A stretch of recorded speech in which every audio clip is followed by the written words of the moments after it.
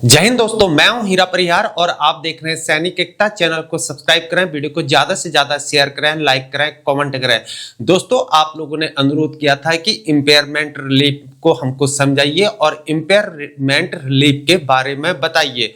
दोस्तों, ऑलरेडी मैंने काफी सारे वीडियोस बनाए हैं। इंपेयरमेंट रिलीफ क्या होता है, डिसेबिलिटी पेंशन क्या होता है, वार इंजरी पेंशन क्या है, इनवैलिड पेंशन क्या है, नाना केसेस क्या है, और भी तमाम तरीके के मैंने यहाँ पर जो ERGMO 2023 2008 दोनों को यहाँ पर कंपेयर करके मैंने वीडियो बना के जाके आप प्लेलिस्ट में देख सकते हैं। और लेकिन आपने अनुरोध किया है कि इंपेयरमेंट रिलीफ को समझाइए एक बार फिर से, तो मैं और आपके लिए इंपेयरमेंट रिलीफ की एक शुरुआत से वीडियो लेके आया हूं, या कि जो ये जो होगी थोड़ा सा डिफरेंट होगी समझाने में। तो बात करते हैं सीधे इंपेयरमेंट रिलीफ के बारे में। ये डिसेबिलिटी पेंशन से हटके है, पूरा समझने की कोशिश करते हैं। इंपेयरमेंट रिलीफ मतलब क्या होता है, सबसे पहले इसको समझते हैं। इंपेयरमेंट रिलीफ मतलब है कि यहाँ पर आपके दुर्घटना, इंडियन आर्मी, एयरफोर्स और नेवी के अंतर्गत जब भी हमको कोई दुर्घटना हो जाती, किसी भी कारण से हो सकती, चाहे ऑपरेशनल एरिया में हो सकती है या कहीं पर दुश्मन के साथ हो सकती है, दुश्मन की गोली लगने से इंजरी हो सकती है, या कहीं एक्सरसाइज के दौरान हो सकती है। मिलिट्री एक्सरसाइज चलती है, राजस्थान में चलती है, या बाहर के देशों के सैनिक यहाँ आते हैं तो फिर जॉइंट मिलिट्री एक्सरसाइज चलती है, उन दौरान हो सकते हैं, या हेलीबॉर्न एक्सरसाइज हो सकती है, या इन्फेंट्री के सोल्जर जॉइंट एक्सरसाइज करते हैं एयरफोर्स के साथ और नेवी के साथ। तो ऐसे वाले एक्सरसाइज में भी अगर कोई हादसा हो जाता है तो तब भी जो है यहाँ पर ये चीजें दी जाती है। तो डिसेबिलिटी पेंशन होगी या इंपेयरमेंट रिलीफ होगी, या तो फौज में रहते रहते किसी प्रकार की बीमारी लग जाती है तो बीमारी पर जो है, जो कि ERGMO 2023 में जो डायग्नोसिस, जो डिजीज जो है उसमें दी गई है, अगर वो डिजीज उसमें शामिल है कि उसमें डिसेबिलिटी मिल सकती है तो उसमें इंपेयरमेंट रिलीफ भी मिल सकता है। तो उसी के अकॉर्डिंग जो है इंपेयरमेंट रिलीफ उसमें मिलेगा। लेकिन डिसेबिलिटी पेंशन से हटके जो है इंपेयरमेंट रिलीफ है। इंपेयरमेंट रिलीफ एक डिसेबिलिटी पेंशन नहीं है। इंपेयरमेंट रिलीफ एक राहत है। राहत मतलब अंशदान, मतलब आपकी हुई क्षति पूर्ति के लिए आपको राहत दी जा रही है, तो उसे बोलेंगे इंपेयरमेंट रिलीफ। लेकिन डिसेबिलिटी पेंशन क्या होगी, डिफरेंट होगी। समझते हैं इसको। लिखा है मैंने, दिस इज जस्ट रिलीफ। यह केवल क्या है, एक राहत है, यानी कि हमको राहत दिया जा रहा है, अंशदान दिया जा रहा है। ठीक है ना। Relief to compensable for your disability. Disability मतलब होता है दुर्घटना, यानी क्षति हो गई है, और कमेंसेबल मतलब होता है उस क्षति की पूर्ति, यानी कि क्षति पूर्ति के लिए हमको क्या दिया जा रहा है, मिलिट्री की तरफ से, गवर्नमेंट की तरफ से हमको राहत दी जा रही है, जिससे शरीर में हमारी क्षति पूर्ति के लिए राहत दिया जा रहा है। To no other element associate with it. लेकिन इसके साथ कोई भी एलिमेंट क्या नहीं जुड़ेगा, बोल रहा है। इसके साथ अदर एलिमेंट कुछ भी नहीं जुड़ेगा। समझने वाली बात है। फिर सोल्जर्स, ऑफिसर्स, रिटायर्ड, डिस्चार्ज, यानी कि यह ऑफिसर्स के लिए भी लागू है, सोल्जर्स के लिए लागू है, यानी कि PBR, personal below officers rank, इनके लिए लागू, चाहे इंडियन एयरफोर्स, नेवी, आर्मी, सभी के ऑफिसर्स के लिए भी लागू है और जवान के लिए भी लागू है, बोला।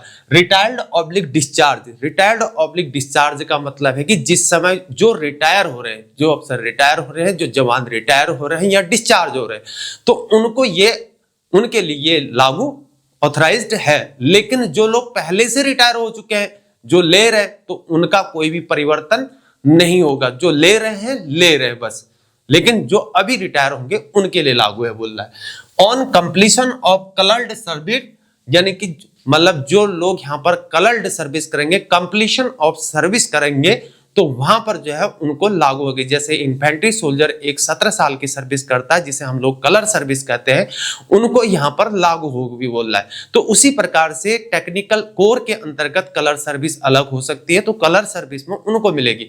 वैसे एयरफोर्स के अंतर्गत होता है, वैसे नेवी में, एयरफोर्स में वारंट आपका वो भरा जाता है, तो बॉन्ड भरा जाता है उसके according. On premature retirement with disability, यानी कि प्रीमेच्योर रिटायर वाले को भी मिलेगा, यानी कि जो वॉलंटियर डिस्चार्ज होंगे, यानी कि 17 साल कलर सर्विस है, अगर 15 में जा रहा है, 16 में जा रहा है, तब भी आपको मिलेगा। 17 से पहले, 1 महीने पहले क्यों नहीं जा रहा हो, 17 साल कंप्लीट होने से पहले 3 दिन पहले क्यों ना जा रहा हो, तो उसमें भी आपको इम्पेयरमेंट रिलीफ मिलेगा। लेकिन उस वाले केसेस में 17 साल से पहले अगर जा रहा तो उस वाले केसेस में डिसेबिलिटी पेंशन मिल सकता है। वो कैसे मिल सकता है? जबकि आप जो शेल्टर अपॉइंटमेंट मिलता है उसको आपको विलिंग करना पड़ेगा, आपको अनविलिंग नहीं करना उसको। अगर अनविलिंग करेंगे फिर सीओ ने अगर आपको भेज दिया तो आपको उस वाले केस में इम्पेयरमेंट रिलीफ मिलेगा, ठीक है ना। अगर आप विलिंग करते हैं फिर आपको सीओ भेजता है तो उस वाले केसेस में आपको फिर डिसेबिलिटी पेंशन मिलेगा। तो इसको समझना बहुत जरूरी है। फिर बोलता हूं मैं कि कलर सर्विस से पहले अगर आप घर जा रहे हैं, अगर सीओ आपको घर भेज रहा है तो उस वाले केसेस में आपको डिसेबिलिटी पेंशन मिलेगा। अगर कलर सर्विस कर रहे हैं, पूरी सर्विस कर रहे हैं, तो उस वाले केस में आपको इम्पेयरमेंट रिलीफ मिलेगा।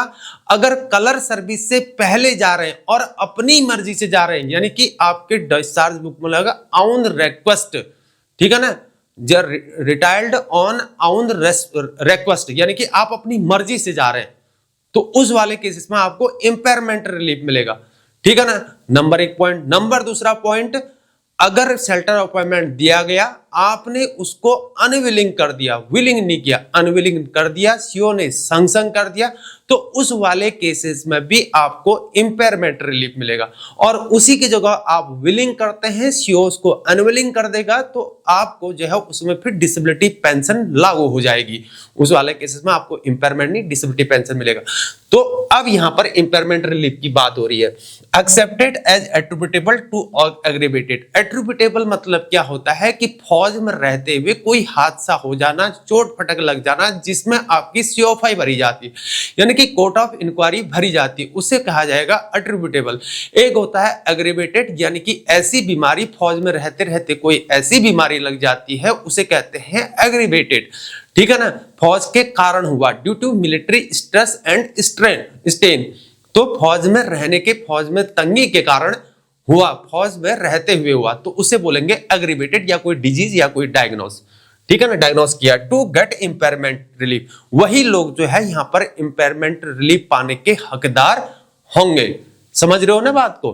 Rate of impairment relief is same as disability element, यानी कि इम्पेयरमेंट रिलीफ का जो रेट है वो सेम डिसेबिलिटी एलिमेंट की तरह है। जो लोग डिसेबिलिटी पेंशन लेते हैं उनको मिलता है एक सर्विस एलिमेंट और एक मिलता है डिसेबिलिटी एलिमेंट। और जो सेफ वन बंदा जाता है, जो डिसेबिलिटी वाले का सर्विस एलिमेंट होता है, वो उसका सर्विस पेंशन होता है। बात सर्विस एलिमेंट और सर्विस पेंशन की बात एक ही होगी, लेकिन जो डिसेबल होता है उसको यहां पर सर्विस एलिमेंट और डिसेबिलिटी एलिमेंट दोनों मिलते हैं, उसके जाकर एक उसकी पेंशन बनती है। तो लेकिन जो यहां पर इम्पेयरमेंट रिलीफ मिलेगा उसको डिसेबिलिटी एलिमेंट मिलेगा। तो कहने का मतलब है कि इसको डिसेबिलिटी एलिमेंट के बराबर ही उसका रेट होगा। तो रेट का कैलकुलेशन किस प्रकार से है बोला, इक्वल टू 30% ऑफ लास्ट आरई।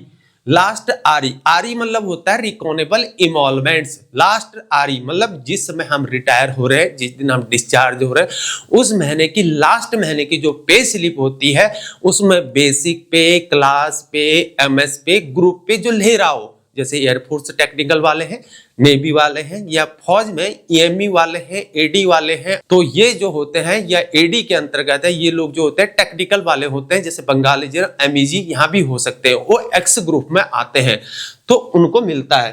तो लास्ट रिकॉनेबल इमॉल्वमेंट्स मतलब वो जोड़ के जितना आएगा उसे क्या बोलेंगे, लास्ट रिकॉनेबल इमॉल्वमेंट्स बोलेंगे। और इमॉल्वमेंट्स मतलब क्या हुआ, बेसिक पे एक इमॉल्वमेंट्स, क्लास पे एक इमॉल्वमेंट्स, एमएस पे क्लास एक इमॉल्वमेंट, ग्रुप एक्स पे एक इमॉल्वमेंट, जोड़ दिया तो और इकोनॉमिकल इमॉल्वमेंट्स। समझ गए। तो 30% ऑफ लास्ट, ये समझ में आ गया। And proportionally reduced for lesser percentage of disability, तो ये क्या होगी, तो इसके प्रकार से जो है आपकी डिसेबिलिटी इस प्रकार से निर्धारित होगी। तो आपको समझ गया, आप समझ में आ गया। ऑफ 100%, जो 30% होगा वो 100% डिसेबिलिटी के लिए निर्धारित होगा बोल रहा है। तो इस प्रकार से कैलकुलेशन होगा।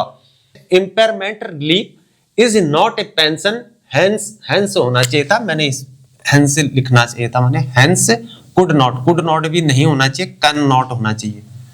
कैन नॉट बी दोबारा से पढ़ते हैं, impairment relief is not a pension, hence can not be compared with disability. जो है इसको इम्पेयरमेंट रिलीफ को जो है इज नॉट ए पेंशन, यह इम्पेयरमेंट रिलीफ जो है एक पेंशन नहीं है बोल रहा है। यह क्या नहीं है, एक पेंशन नहीं है, लेकिन यह एक रिलीफ है यानी कि राहत है। Can not be compared with disability, लेकिन इसको डिसेबिलिटी के साथ कंपेयर नहीं किया जा सकता है बोल रहा है। यानी कि यह एक डिसेबिलिटी पेंशन नहीं है, डिसेबिलिटी के साथ इसको कंपेयर नहीं किया जा सकता है। Those who are only in receipt of this relief cannot be treated as pensioners। वे लोग जो केवल यहां पर रिसीव कर रहे हैं, इस रिलीफ को पा रहे हैं, cannot be treated, इनको ट्रीट नहीं किया जा सकता है बोल रहा है as pensioners and PPO. PPO मतलब होता है जो पीपीओ मिलता है हमको, जिसे हम पेंशन पेमेंट ऑर्डर बोलते हैं, इज ऑल्सो नॉट एप्लीकेबल, यानी कि उनको यहां पर उसका पीपीओ भी नहीं मिलेगा बोल रहा है। यानी कि उनको यहां पर उसका यानी कि डिसेबिलिटी का पीपीओ नहीं मिलेगा बोल रहा है। आपको एक इम्पेयरमेंट रिलीफ मिलेगा जो कि आपकी ग्रेजुएटी में जोड़ दिया जाएगा। कहने का मतलब इसका यह है, या तो आपको अगर इम्पेयरमेंट रिलीफ जो मंथली मिलता है या तो आप उसको लो, या तो आपको अगर लमसम चाहिए तो आपकी ग्रेजुएटी में वो जुड़ के आएगा बोल रहा है। इसका कहने का मतलब यह है as a result without any pension. इस प्रकार जो है इसके अनुसार, इस रिजल्ट के अनुसार जो है विदाउट एनी पेंशन, जो कोई बिना पेंशन के जाता है बोल रहा है, जो बिना पेंशन के जाता है for less than 15 years service of PBR, way PBR जो 15 साल से कम सर्विस करके जाते हैं, इस प्रकार से one cannot be treated as ex serviceman, उनको यहां पर से एक्स सर्विसमैन ट्रीट नहीं किया जा सकता है बोल रहा है। As per extended government order which defines in terms of ex serviceman, जो गवर्नमेंट ने एक्स सर्विसमैन की जो परिभाषा लिखी है, जो रूल्स एंड रेगुलेशन बनाए हैं, उसके अकॉर्डिंग जो है 15 साल से कम सर्विस होने पर उनको एक्स सर्विसमैन का कोटा नहीं मिलेगा। लेकिन अगर 15 साल कर देते हैं तो आपको एक्स सर्विसमैन भी मिलेगा, इम्पेयरमेंट रिलीफ भी मिलेगा। लेकिन 15 साल से पहले अगर घर जाते हैं तो उस वाले केसेस में इनवैलिड पेंशन मिलेगा, तो इनवैलिड पेंशन में एक्स सर्विसमैन करार दिया जाता है। तो इन बातों को समझना है। Since it is not a pension, लेकिन सिंस इसके बावजूद भी यह एक पेंशन नहीं है बोल रहा है, ठीक है ना। From its nomenclature, it is confirmed that is a kind of relief। यह एक डिसेबिलिटी पेंशन न होकर एक प्रकार का क्या है, रिलीफ है। यह एक पेंशन भी नहीं है, एक डिसेबिलिटी पेंशन भी नहीं है, लेकिन आपको रिलीफ दिया जा रहा है। किससे दिया जा रहा है? जो कि हमारे शरीर में क्षतिपूर्ति हो गई है, जो भी क्षति होगी उसकी क्षतिपूर्ति के लिए रिलीफ दिया जा रहा है, राहत दिया जा रहा है, अंशदान दिया जा रहा है। Applicability of DR as entitled by disability pensioners is not confirmed here. लेकिन इसमें जब भी आप रिटायर होंगे तो इस प्रकार पे जो है आपको इसमें डीआर नहीं लगेगा, यानी कि डीएनएस रिलीफ इसमें नहीं लगेगा। जो पेंशनर होते हैं उनको डीआर मिलता है, जिसे हम लोग डीएनएस रिलीफ मिलता है, यानी कि महंगाई से राहत। और जो सेवारत कर्मचारी होते हैं उनको डीए मिलता है, यानी कि जो डीएनएस अलाउंस बोलते हैं, यानी कि महंगाई भत्ता। तो बात एक ही है, जब डीए बढ़ेगा तो डीआर भी बढ़ ही जाता है, बात एक ही है, ठीक है ना। तो यहां पर उसका डीआर नहीं लगेगा। कहने का मतलब यह है, अगर महीने का इतना इम्पेयरमेंट रिलीफ बन रहा है तो पहले क्या होता था, डिसेबिलिटी पेंशन में क्या बोलता है, डीआर भी लगेगा। जब से अभी 53% चल रहा है तो वो लगेगा, लेकिन यहां पर कोई डीआर नहीं लेगा। जो कैलकुलेशन करके आएगा, जो जितना मिल रहा वो लाइफ टाइम मिलता रहेगा महीने के अकॉर्डिंग। अगर लमसम अगर कोई लेता है, लमसम अमाउंट में वो क्या होगा, एक बार जो ले लिया डंके की चोट पर ले लिया, वो न फिर वापस होगा, न कुछ होगा, न कुछ होगा। ले लिया अगर 5 लाख बन रहा तो 5 ही लाख बनेगा, ठीक है ना। वो कैलकुलेशन में बता रखा है ऑलरेडी मैंने आपको, फिर बता दूंगा। सो वंस आईआर मतलब इम्पेयरमेंट रिलीफ इज ग्रांटेड, एक बार इम्पेयरमेंट रिलीफ ग्रांट हो गया बोल रहा है, अगर लमसम अमाउंट एक बार ग्रांट हो गया, there will be no chance of half yearly increase in the total amount it. इस प्रकार से कभी नहीं हो सकता है कि 6 महीने में आपका ये बदल जाएगा, या बढ़ जाएगा, जैसे हर 6 महीने में DAR बढ़ता है ना, उस प्रकार से एक बार अगर ले लिया तो डंके की चोट पर ले लिया, उतना ही मिलेगा, लाइफ टाइम जिंदगी भर के लिए मिलेगा। अगर लमसम अमाउंट ले लिया तो एक बार ले लिया डंके की चोट पर, फिर उसके बाद कुछ नहीं मिलेगा, कहने का मतलब है। समझ रहे हो ना मेरी बात को? तो इस प्रकार लाइक डिसेबिलिटी एलिमेंट, यानी कि डिसेबिलिटी एलिमेंट में जिस प्रकार से मिलता है वो यहाँ पर इंपेयरमेंट रिलीफ में नहीं मिलेगा दोस्तों। और आगे आपको जब कैलकुलेट और भी वीडियो देखना आप कैलकुलेशन की, आपको समझा रखा मैंने लमसम और महीने वाइज। तो इस प्रकार से कैसे होगा आप प्लेलिस्ट में जाके देख सकते हैं। फिर भी मैं आगे और आपको समझाने की कोशिश करूंगा क्या कैलकुलेशन बनेगी। वीडियो लंबी हो जाती है, इसलिए जो है यहाँ पर एडिटिंग में भी समस्या आती है और देखने वाला भी जो है बोर हो जाता है।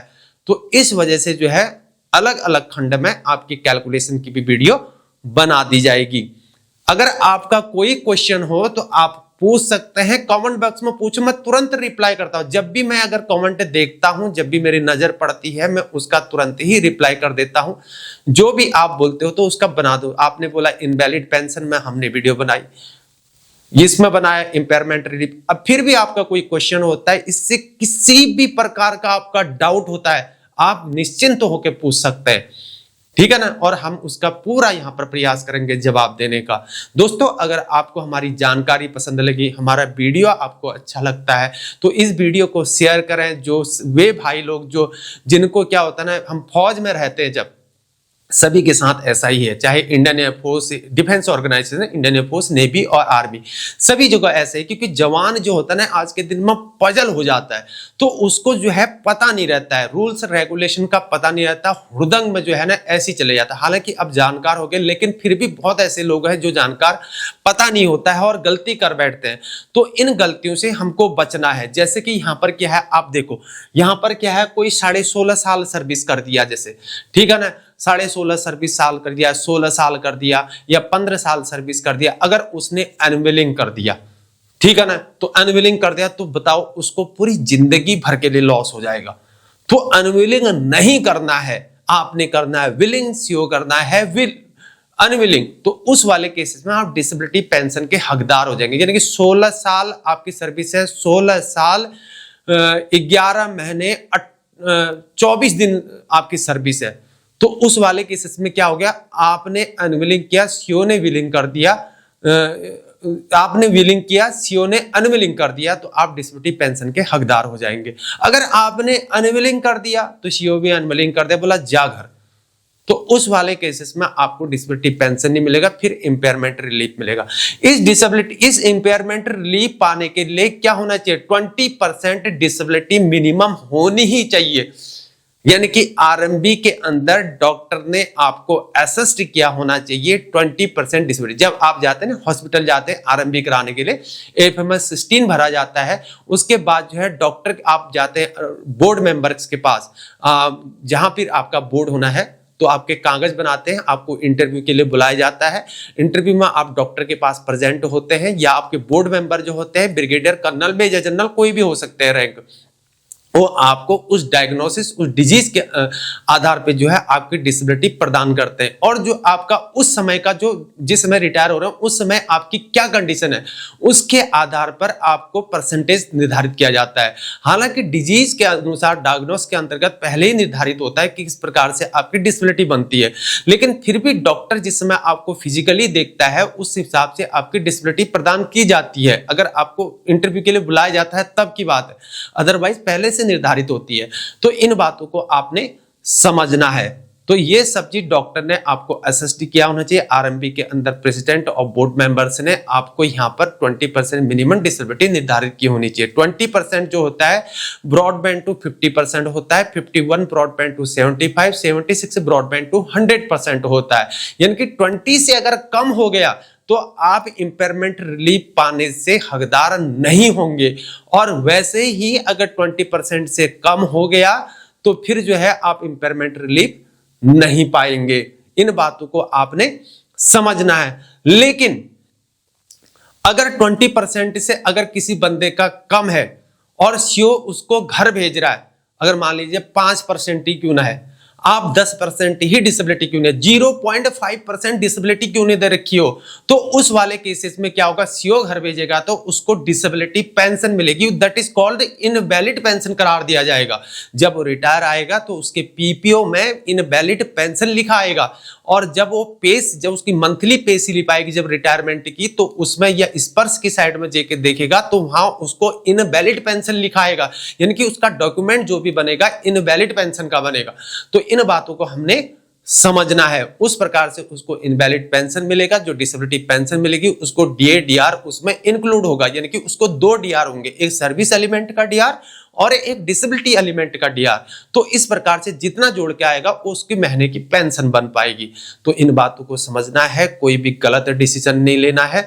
जब भी आप करते हैं तो सोच समझकर काम करना है। अगर बहुत ही ज्यादा अगर किसी के साथ तंगी हो रखी है, फिर भी उसको सोच समझ के काम करना है, क्योंकि बड़ा फ्यूचर का सवाल होता है। एक लड़का जवान होता है, 20 साल में रिक्रूटमेंट होता है, मैं जवान की बात कर रहा हूं, यहां पर मुश्किल से 18 साल में भर्ती हो गया, बहुत से बहुत ज्यादा से ज्यादा 20 साल में भर्ती होगा। 21 साल में बहुत कम होते हैं जो लड़के भर्ती होते हैं, 21 साल में पहले ही आ जाते हैं लड़के। तो इन बातों को समझना है। तो भर्ती हो गया तो अब रिटायर कितने में हो जाएगा, 20 में 17 जोड़ो 37, यानी कि 35 साल तक वो 17 साल सर्विस करके घर को आ जाता है, ठीक है ना। तो 17 साल सर्विस कर, तो इतनी बड़ी लंबी उम्र पड़ी उसकी।